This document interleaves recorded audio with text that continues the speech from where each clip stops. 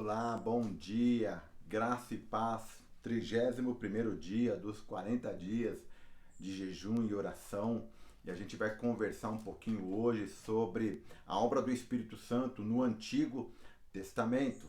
E eu quero trazer esse assunto à tona para que a gente possa comparar o tipo de relação que Deus quer ter com a gente hoje daquela que ele teve com o seu povo no Antigo Testamento. E você vai ver que privilégio poder se relacionar com o Espírito Santo nos dias de hoje. Mas apesar disso, muita gente, por falta de informação, não valoriza aquilo que o Espírito tem disponibilizado para a gente nos dias de hoje. Antigamente, lá no Antigo Testamento, o Espírito Santo ele vinha sobre as pessoas de maneira esporádica.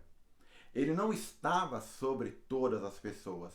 Ele não residia na vida das pessoas. E é interessante, porque se alguém que tivesse o Espírito de Deus pecasse, essa pessoa poderia perder a presença do Espírito Santo de Deus. Não é legal? Tudo bem se a pessoa se mantivesse firme, se ficasse em santidade de vida, o Espírito iria andar com ele constantemente, ele seria guiado.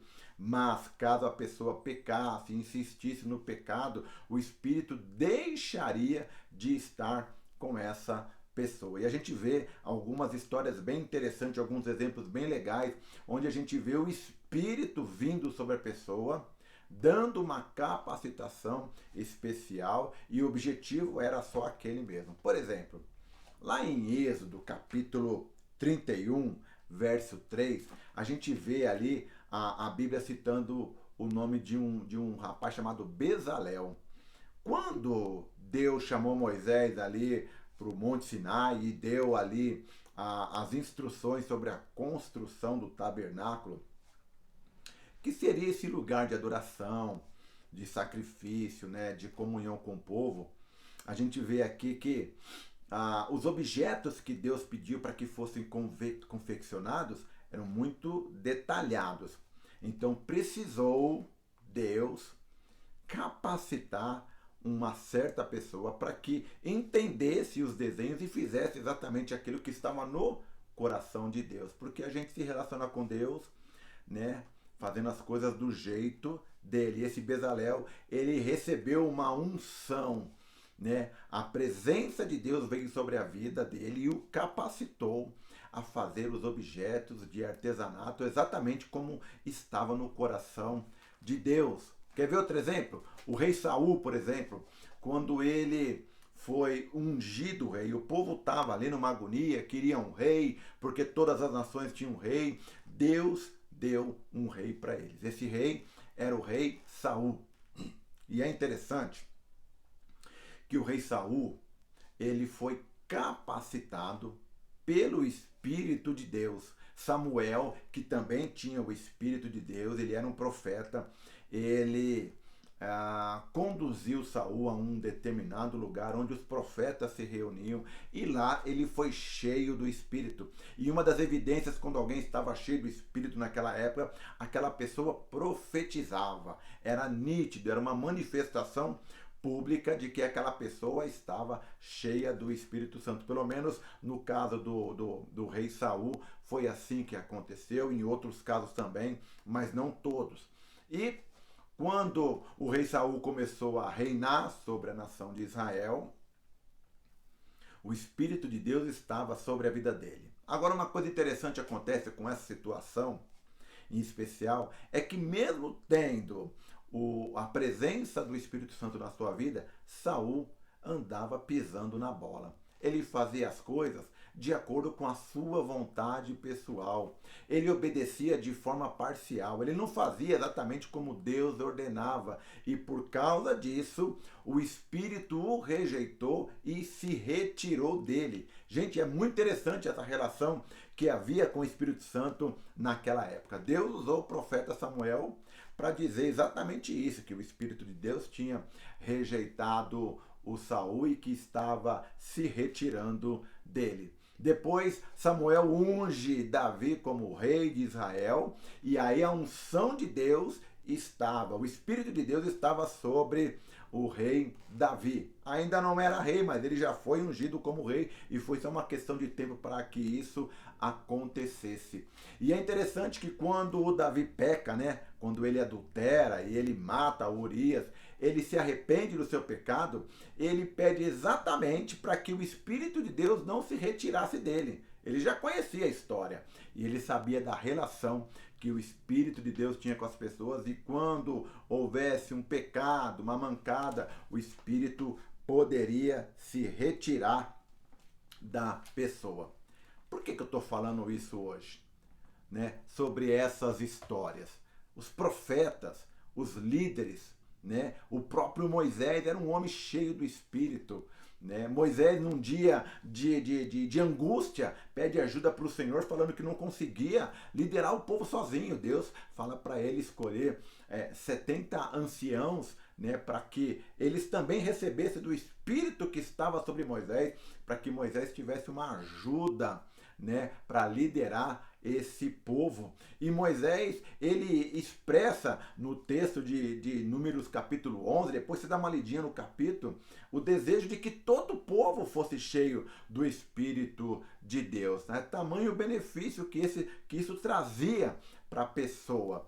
Mas fica claro aqui também que mesmo o Espírito habitando na vida das pessoas, né, mesmo que fosse de forma esporádica, a pessoa podia escolher se iria obedecer ou não. E isso traz também um pouco de conhecimento sobre quem é o Espírito.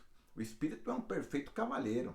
Ele nunca vai te obrigar a fazer nada que você não queira. A relação com o Espírito Santo não é de possessão, mas é de morada. E aí é que a coisa fica mais interessante. Quando alguém está possuído por um espírito, a pessoa nem lembra o que aconteceu. A nossa relação com o Espírito Santo é diferente. A gente sabe muito bem, né? É consciente. A gente sabe o que está acontecendo. A gente ouve, a gente decide o que a gente vai fazer. A relação com o Espírito Santo é desse jeito. Hoje em dia, o Espírito ele está disponível para todas as pessoas. Ele está disponível para toda a carne, para todos os povos.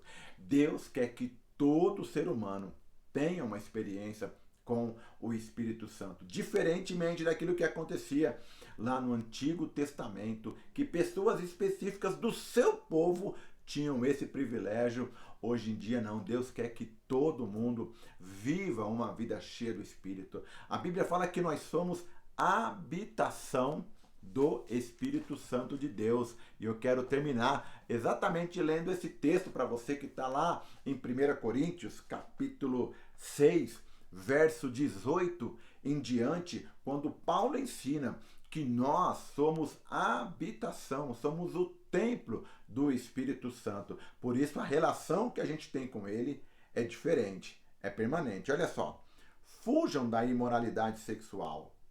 Todos os outros pecados que alguém comete, fora do corpo os comete.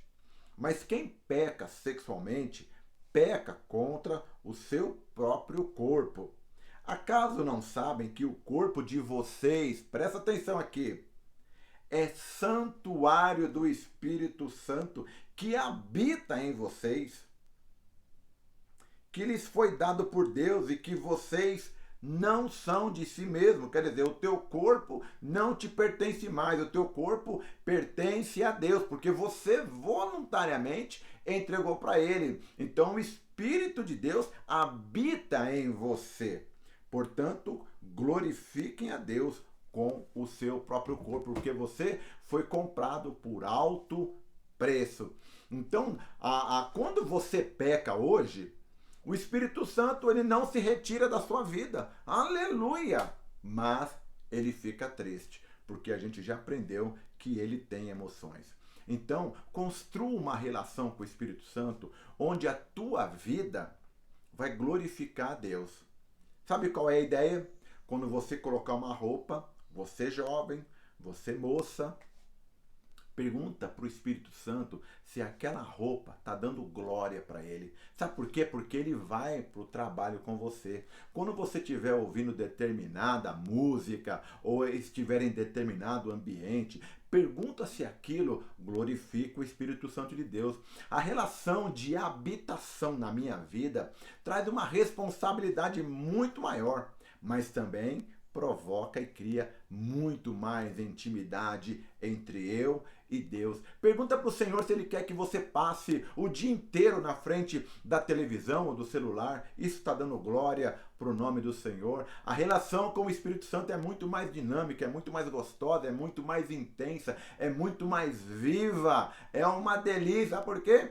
Porque Ele está habitando dentro do meu coração. De novo, eu quero lembrar você que tem muita gente que tem o Espírito Santo, mas não deixa ele dirigir a sua vida. A ideia é que ele dirija a sua vida, ele conduz os seus passos. E quando ele falar para você que determinada coisa que você fez é pecado, concorde com ele, peça perdão e deixe ele dirigir a tua vida.